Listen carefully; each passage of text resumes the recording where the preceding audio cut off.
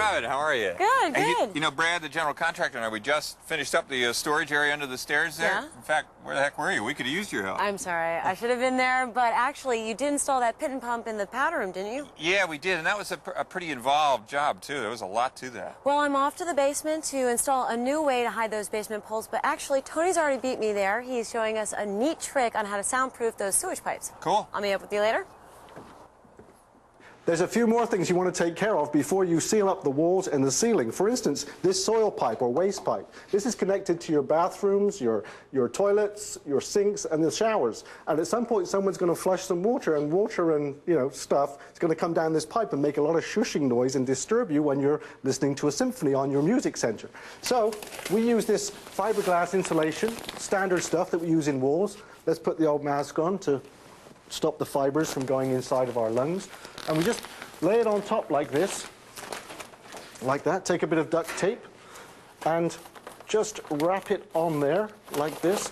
Take it all the way around the back and seal it up like that. Put several pieces on all the way along, and that will actually soundproof that pipe, make life down here a bit nicer. And there's a few more things you need to take care of. For instance, hot water pipes need to get insulated before you close up, and you'll need to take care of dampers and heat systems. And in your house, you may have 2 or 3 other things that you must take care of because this is your last chance before you close it all up.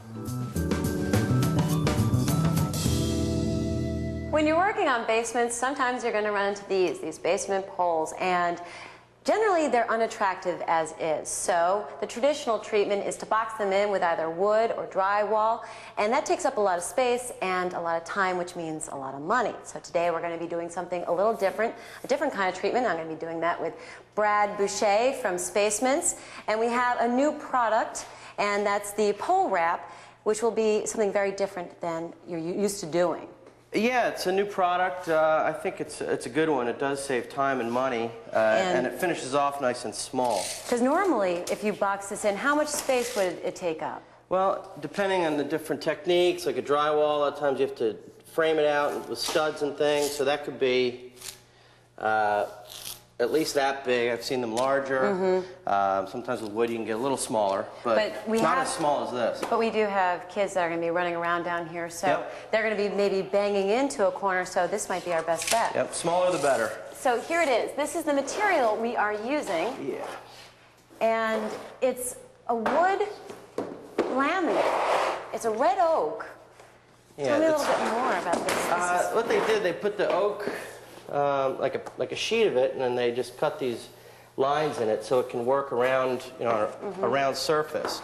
They put it onto a cardboard. It's pretty durable too. It doesn't tear easily, and the glue sticks to it, which I'll show you in a second how we adhere it to the pole. But it's very easy to work with. Let me show you how you take your measurements here. That's the first thing we want to do is take our measurements. We have 2 measurements to make: the circumference and then the height. With the circumference, if you can read a tape measure well sometimes, you always want to, looks to me at about at 11 and a half. Okay. Now, what you want to do is take a fairly tight measurement. You can even use a piece of string and measure the string. Okay. I just know offhand that these are usually about 11 and a half. So what we do is allow extra because we put the adhesive on the pole, and that takes up some room.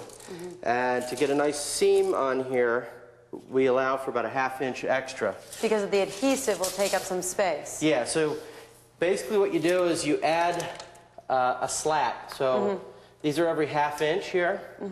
And if we have 11 and a half, then we cut at this 12-inch slat right here. Okay, and it cuts very easily if you want to try this. Okay. We'll be using a utility knife. This one right in here. Okay, we'll just and it's just that you're cutting the cardboard backing, basically. So it goes easy.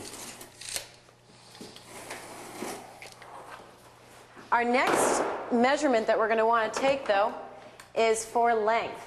And in this case, we want to account for the fact that we are going to have a padding on the concrete floor, plus we'll have some carpeting, and we do want this kind of snug. So how... You want it to go tight to the top, But you also, there's a lot of times the concrete is inconsistent, sometimes even the finish up here is. So a little bit of play, I'd say about 3/8 of an inch is plenty, depending on the kind of carpet or flooring that's going on. All right.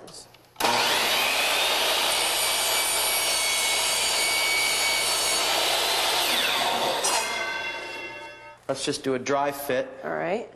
And what we normally do here, Robin, is throw the seam to more of an area that's going to be a blind corner. Yeah, like a less traffic area so people don't see it. Low visibility kind of thing. Okay. This wall, there's not going to be much going on over here, so although it does finish off nice, you'll see in a second, the seam is really pretty hard to tell if you take your time and work it once you put the glue on. So at this point we want to put on our construction adhesive. Yeah, this comes in a standard tube also, a smaller, like a regular size standard caulk gun.